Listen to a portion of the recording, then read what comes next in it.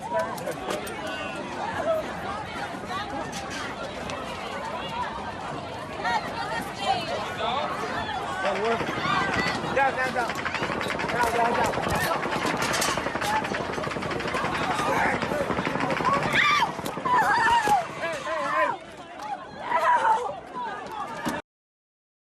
Route 91 Harvest Festival is held annually in Las Vegas, Nevada, and attracts approximately 22,000 people. On October 1st, 2017, at approximately 10:08 p.m., the incident begins. Country music singer Jason Aldean was performing live on stage. As you just saw in the video, initially no one had any idea of what was going on. The shooter was located at the Mandalay Bay Hotel across the street from the festival. He was on the 32nd floor of the hotel. The shooter spent approximately 1,100 rounds of ammunition.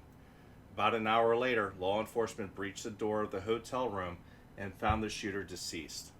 From this incident, 58 people were killed, including 2 law enforcement officers, and 489 others were wounded. It is estimated that approximately 867 people were injured during this incident, some because of the ensuing panic. At the end of this course, the student will be able to define what is an active violence incident in the Rescue Task Force, identify the departmental standard operating procedure related to an active violent incident in the Rescue Task Force, define when the Rescue Task Force should be established, define what is a direct threat, indirect threat, and the evacuation areas, otherwise known as the hot, warm, and cold zones during an active violence incident situation, describe the Rescue Task Force team and the roles of the team members, describe how the Rescue Task Force maneuvers from the evacuation area to the indirect threat area, from the cold zone to the warm zone. Identify what equipment the clinician will need when the Rescue Task Force is established. Describe how to assemble and adjust the ballistic personal protective equipment. Describe the different life-saving treatments that the clinician will provide emergency care for when operating as part of a rescue task force. Describe the different ways the survivor can be evacuated to the treatment area. An active violence incident is an event in which one or more persons are actively engaging in the killing or attempt to kill people in a populated area. In most cases, active shooters use firearms, and there's no apparent pattern or method to their selection of victims. Let's look at our general order on EMS care for active violence incidents. When responding to any act of violence that is or may become an active violence incident with the potential for multiple victims, the first arriving fire department officer on a suppression unit shall consider the following: upgrading the response to the appropriate level of resources needed. Consider specialty teams such as hazmat, tactical EMS, bomb squad, mass casualty support unit, rescue squad, etc. Immediately declare level 2 staging and establish the appropriate location. Establish and verbalize over the radio a safe route into the scene. The first arriving officer shall physically locate the location of the law enforcement command post. If unable to locate or determine if a command post has been established, the first arriving officer will establish command, deliver a brief initial report, and designate a level 2 staging area. Public Safety Communications will relay the location of the command post and staging area to all responding law enforcement agencies. Once contact is made with law enforcement, a unified command post shall be established, and the Fire and EMS Department officer will communicate the location to all responding units.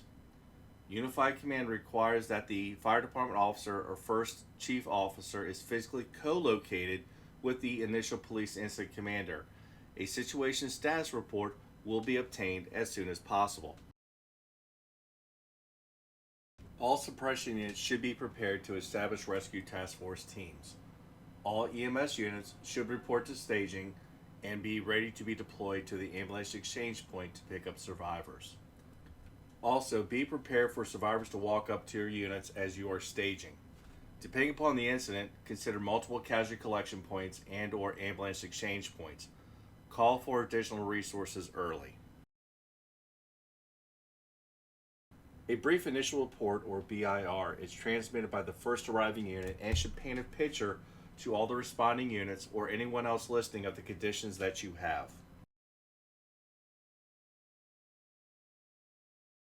A brief initial report will be a little bit different from a typical report given for a structure fire. Here's an example for one for an active violence incident.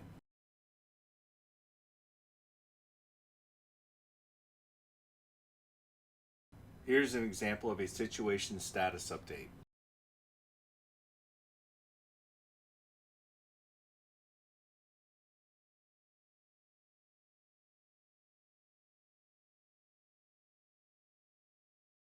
Let's look at the dispatch and response procedures that will be based upon the information received by Public Safety Communications.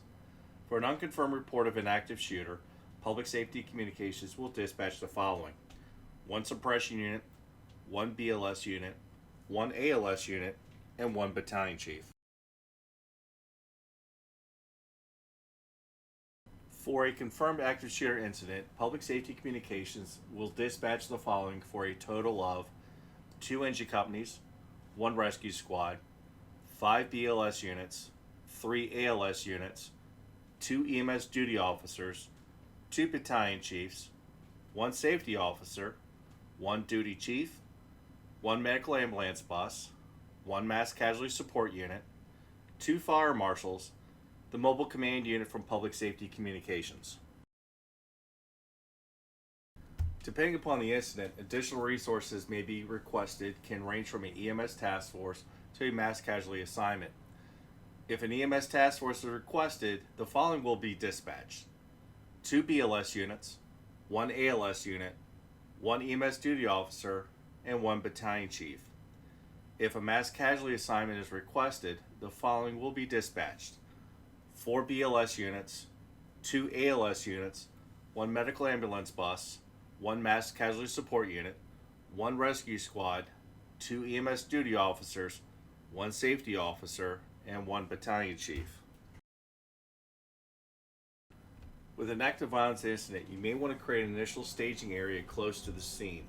The initial staging area is where all the responding fire EMS units will arrive until further notice. Members should be ready to move to a secondary location when told to do so. Ballistic protective equipment shall be donned and TECC backpacks should be ready to be deployed. A deployment staging area will be closer to the scene. This is a location where the rescue task force teams will be formed with law enforcement officers. The Rescue Task Force Team, also known as an RTF, is a set of teams deployed to provide point of wound care to victims where there is an ongoing ballistic threat, explosive threat, or knife-yielding event. These teams treat, stabilize, and remove the injured victims while wearing ballistic protective equipment, or BPE, in a rapid manner under the protection of law enforcement. The Rescue Task Force is typically the third group or layer to be deployed into this active violence incident. The first layer is the law enforcement contact teams that are dealing with a threat. The second layer is the security team for the corridors and the perimeter. Then the third layer is the Rescue Task Force team. We need to introduce you to a couple of new terms that will be part of this incident. The casualty collection point is a location in the warm zone where survivors are located that need medical attention. Law enforcement officers will designate the location of the casualty collection point and attempt to move survivors to the location so that rescue task force teams will have to go to as few locations to treat the injured. Ambulance Exchange Point, or AEP, is a location where the rescue task force teams will deliver survivors to EMS transport units to be transported to the medical facilities. The AEP should be in a location where transport units can easily get in and get out as quickly as possible. A protected island is where law enforcement have surrounded a 360-degree protection fire and EMS department personnel in an area. This could be a building, room, or open space, and have control in that designated space. The direct threat area, or hot zone, is any operational area consisting of the immediate incident location with a direct and immediate threat to personal safety or health. For the purposes of high threat response, the hot zone is immediately outside the casualty collection point towards the area of the threat. Prince George's County Fire EMS Department Tactical EMS, or TEMS paramedics, and law enforcement personnel are the only personnel that should be operating in the hot zone. Other fire and EMS department personnel should not be deployed to the hot zone areas. Special note, tactical EMS paramedics may establish a hot zone tactical casualty collection point. This is not to be confused with the casualty collection point that the rescue task forces will be establishing in the warm zone. Also, the tactical EMS paramedics are not part of the rescue task force. The indirect threat area, or warm zone, is any operational area with a potential threat to personal safety or health. The warm zone typically exists between the hot zones and cold zones. This will include areas that law enforcement have cleared or isolated the threat where there is minimal or isolated risk. Law enforcement will provide perimeter security. In this area, the casualty collection point will be established leading to the evacuation corridor. The casualty collection point, or CCP, is a forward location where survivors can be assembled for movement in areas of risk to the triage treatment area. The casualty collection point is a location that cannot be accessed by any motorized vehicle and is generally located in the indirect threat or warm zone.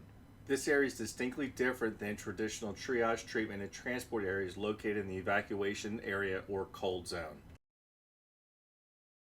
The evacuation corridor is a term used to describe an area inside the warm zone that is secured by law enforcement personnel that allows for a mitigated risk in transporting survivors from a casualty collection point to the ambulance exchange point. The ambulance exchange point is a location where EMS transport units will arrive from staging to receive their patient to be transported to the hospital. The evacuation area or cold zone is an area surrounding the warm zone where first responders can operate with little or no concern of danger or threat to their personal safety or health. This area has little or no threat either by the geography to the threat or after an area has been secured by law enforcement. This area will contain the command post, rescue task force resupply point, and the ambulance exchange point. This picture may look familiar. You've probably seen this before during a hazardous materials class. It is the same concept with the hot zone, warm zone, and cold zones. We will be using the terms direct threat, indirect threat, and evacuation areas. Instead of the decontamination corridor, we now have the evacuation corridor. At the beginning of the evacuation corridor, you will have the casualty collection point. At the end of the corridor, you will have the ambulance exchange point. Now let's look at the different roles of the rescue task force teams. The contact entry team will consist of law enforcement officers only. The contact entry team will be an initial rapid law enforcement entry into the scene, and they will go directly towards the threat. Their job is to stop the threat. They will bypass victims to stop the killing. As contact teams move forward, they may report the location of survivors they come across and their approximate location. This information should be relayed to the rescue task force teams as they are deployed.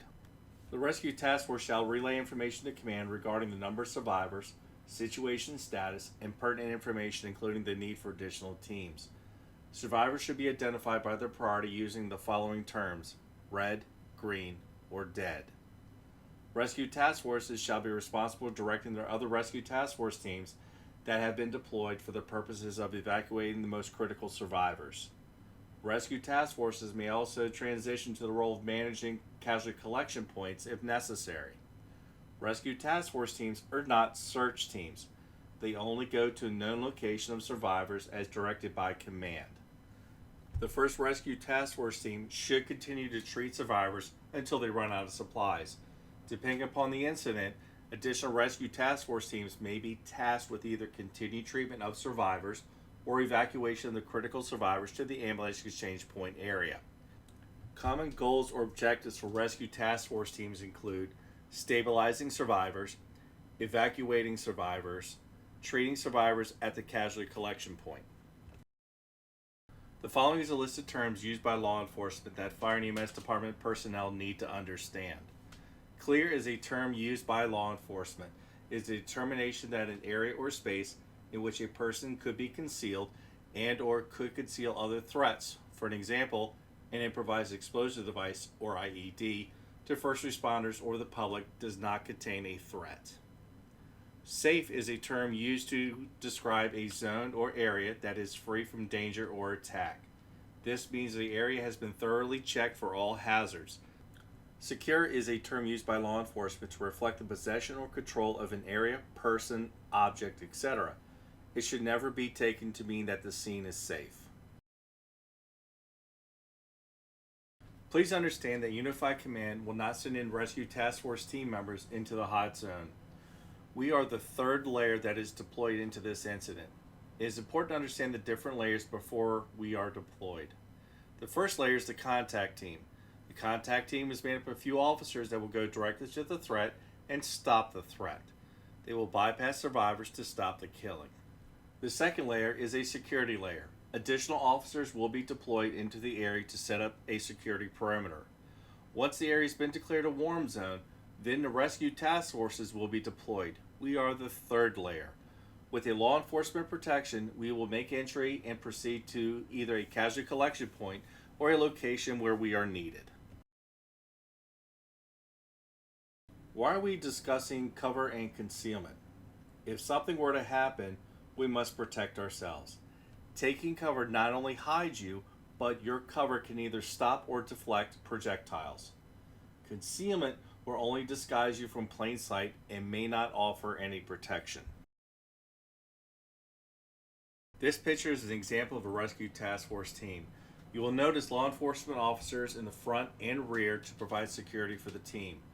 Fire and EMS personnel will be located in the middle. The law enforcement officer's role is only to provide security for the team. Ideally, with fire suppression units being utilized as a rescue task force teams, there should be 2 to 4 fire EMS department personnel as part of the team. Each frontline fire suppression unit and all EMS transport units are equipped with the EMS TECC backpacks.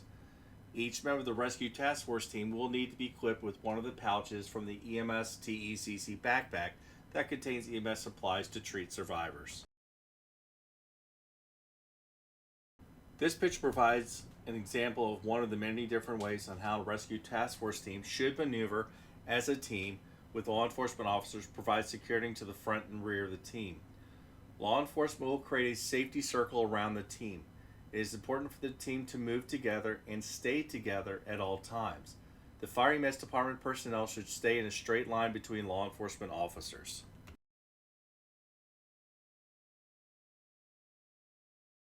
This is an example of how contact teams have isolated the suspect and the rescue task force team is moving towards survivors in a corridor. You may have several teams that may have been deployed at the same time. It is important to communicate or keep in contact with command the location or proximal location that your team is currently located or moving towards, just in case something happens.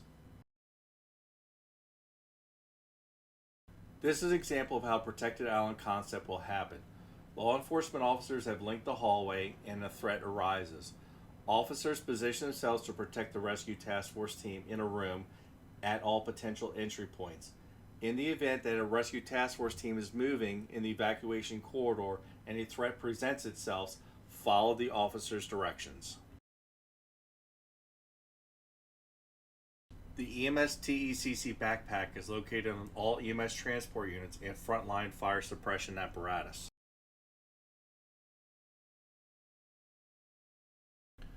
Now let's go through the backpack. On the back side, there's a zipper compartment at the top of the backpack. There is a SAM malleable splint, 2 cravats, and 2 4-inch roll gauze to treat any injuries. Just below the zipper pouch, there's a Velcro pouch that contains a Rescue Essentials Quick Litter Light. The Rescue Essentials Quick Litter Light is a multi-purpose disposable litter that has 10 grab handles and has a capacity of 750 pounds. Now let's open up the backpack and look to see what's inside of it. There are 4 large pouches that contain EMS supplies. 3 of these pouches can be issued to the members of the rescue task force and are Velcro to the front of their ballistic vest. The 4th is carried in the backpack with one of the rescue team members. 3 of the pouches are Velcroed into the backpack and are removable pouches. The 4th is not a removable pouch. The large pouches contain the following: 2 compression bandages, 1 tourniquet, 1 chest seal, 1 4-inch elastic bandage, 1 4-inch roll gauze bandage, 1 6-inch roll gauze bandage, 2 wound packing gauze, 1 emergency survival blanket, and 1 pair of trauma shears. The Prince George's County Fire and Mess Department has purchased the Mayflower ballistic carrier manufactured by Velocity Systems. This ballistic carrier has a level 3 ballistic hardplate armor in the front and back, backed by a level 3A soft armor. The Velcro cummerbund has a level 3A soft armor for side protection. On the back of the ballistic carrier, you will have the TechMed Phantom litter located in the Velcro pouch with a handle.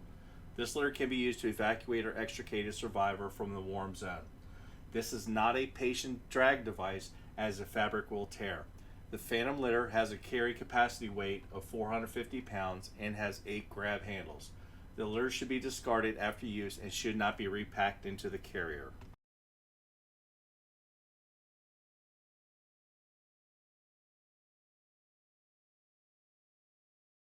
Hey guys, this is Tyler again with AR500 Armor. Today we're covering how to properly wear your plate carrier. It is very important to make sure your plate carrier is properly adjusted for your body. Some questions we get a lot are in regards to sizing. Most individuals, we recommend a 10 by 12 plate if you wear up to an extra large shirt. Even if you wear a shirt larger than that, 10 by 12 will still provide adequate coverage for what you're looking for, but you have the option to move into an 11 by 14 size. On the reverse side of that, you have 8 by 10 plates, which on most individuals also offer adequate protection of your heart and a good portion of your lungs. What you're looking for when you're talking about protection, you're not looking to cover your abs. Your plate carrier is meant to, you want to have that mobility forward, aft, side to side. Your plate carrier should ride, if you feel your sternal notch up and on the hard part of your chest, right up until you feel a soft spot. That's where the top of your plate should ride within your carrier. That's going to provide adequate protection of your heart and the large blood vessels surrounding your heart and as much lung coverage as possible, while still maintaining the mobility to draw, shoot, and function with a firearm. Now to discuss side plate position. It's going to be individual on each carrier, and it's going to be unique to each individual, and it's going to be based on what kind of carrier you wear. But your side plates should pretty much be center mass. So if your cummerbund's adjusted forward and your side plates are adjustable, make sure they ride evenly or whatever is comfortable in your position. Do your side to side motions, do your forward and back motions, and make sure you can move freely. Side plate position is really up to the user, and it's going to depend on how snug or how loose you wear your plate carrier and the type of cummerbund system you have on your plate carrier. So the back of the plate carrier is something we wanted to cover as well. Where should your plate ride on your backside? What you'll notice with plate carriers is it's typically a one size fits most. They are not tailored to a specific individual. Your back plate should ride as high as you can comfortably tolerate in relation to your front plate. So keep in mind, if where your sternal notch is on the front of your body, you want to protect that same height on the back of your body because you can get to those internals from both sides. So when you're talking about the back of your plate, you can count a few vertebrae down on the back of your neck, or you can kind of align it with a mirror to make sure your shoulder straps are adjusted to where the back of the plate is properly aligned. One thing we see a lot of guys do when they first get a plate carrier or they're first getting into it is they wear it way too low. The shoulder straps are down low, the front's not covered, the back plate's too low. Remember, we're not trying to protect the abdomen. We do make a specific abdomen panel that is modular and attaches to plate carriers for that purpose, but what you're looking for is the mobility versus protection equation. What plate size allows you the best protection while still maintaining mobility, depending on your situation, and it's going to vary from individual to individual. Some guys might run an 8 by 10 plate because it's lighter and you can be a little bit more mobile in it and you still get protection of your heart. Other guys will run a 10 by 12, which is an excellent middle ground and what we recommend for most people. A 10 by 12 plate will provide adequate protection based on its design of your heart and large surrounding blood vessels and a good portion of your lungs, while still maintaining a good amount of mobility. From there, you can move up to an 11 by 14 plate, which is on the extra large size. So to identify proper ride height, find the top of your sternal notch, place your plate in your carrier, and adjust accordingly on the front and back side in the best relation you can.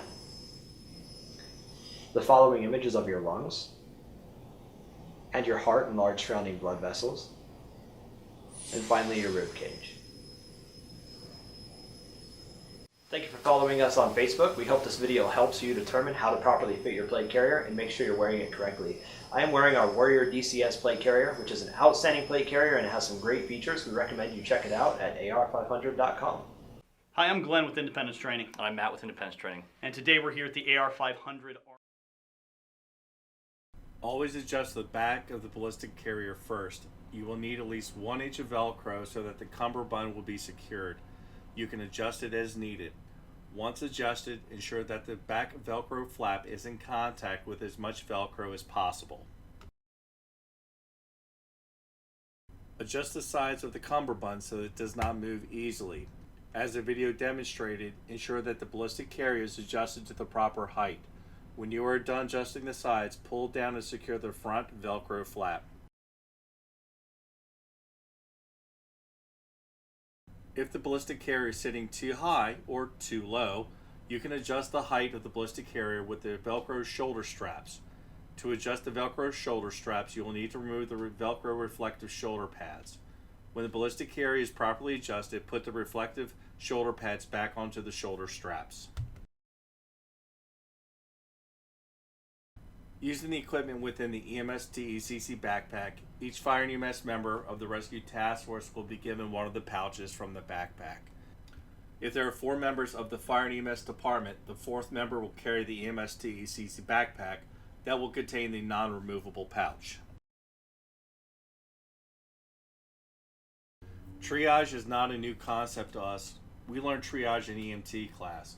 However, we need to understand in this situation of an active violence incident, we may have many critical patients. We need to be able to quickly identify who is in need of our help now, and it may be more than one person. Stop the bleed. Massive bleeding equals tourniquets. Tourniquets only take seconds to properly apply, and they will stop the blood loss. If you have taken a TECC or TCCC course, you will have seen this before. March concept. Massive hemorrhage. As you approach, look for massive bleeding. Look for large pools of blood. If an extremity has a massive bleeding, apply a tourniquet. Bleeding from the chest, apply a gloved hand and then apply a chest seal. Airway. Check to see if the victim is breathing. Adjust the airway. Place the patient in a modified recovery position and move on. Respiratory. Breathing, not breathing. Quality of breathing. And rate. Circulation. Does the victim have a pulse? Does it appear that massive hemorrhage has stopped?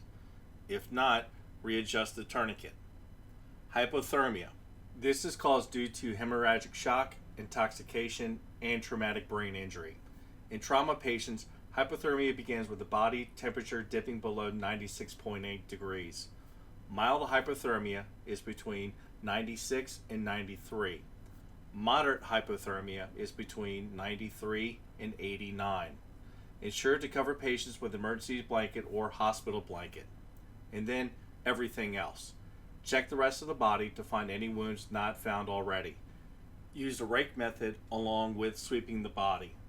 Ensure to check your hands as you move from region to region on the body. It's a rapid assessment. It's not a slow and methodical assessment like DCAP BTLS.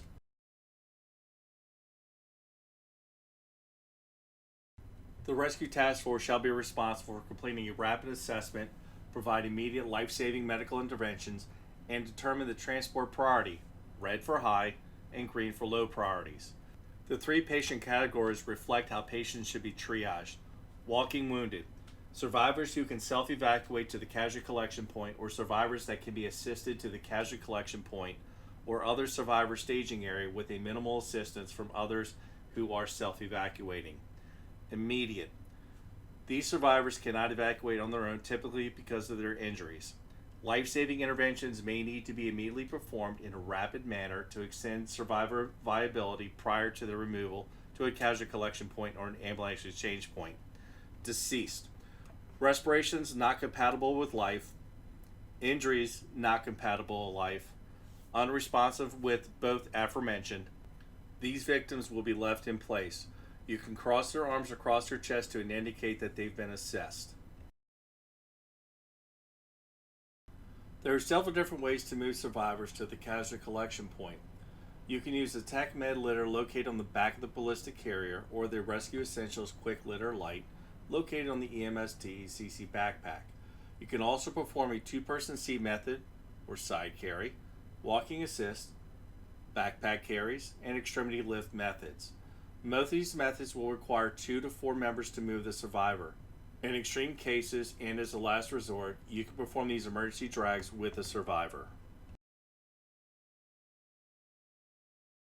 Here are the examples of a one-person drag, two-person side drag, and a backpack carry.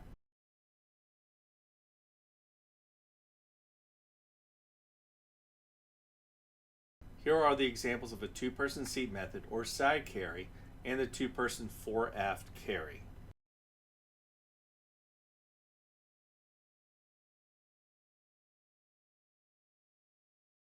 When the incident has concluded, inspect all ballistic personal protective equipment for damage. Clean and disinfect all equipment as needed. It is recommended that you restock your EMS TECC backpack on the scene with the Rescue Task Force resupply kits. If there's not enough supplies, please contact the EMS Logistics Office with your needs. Here are some recommendations to consider when donning the ballistic personal protective equipment. When you're dispatched on an active violence incident, or if there's a perceived threat of violence on an incident.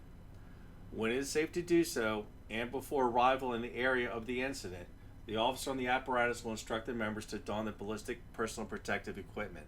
Since the equipment will probably be stored in a compartment on the outside of the apparatus, the officer will have the apparatus pull off into a safe area so the members can dismount and don the ballistic personal protective equipment.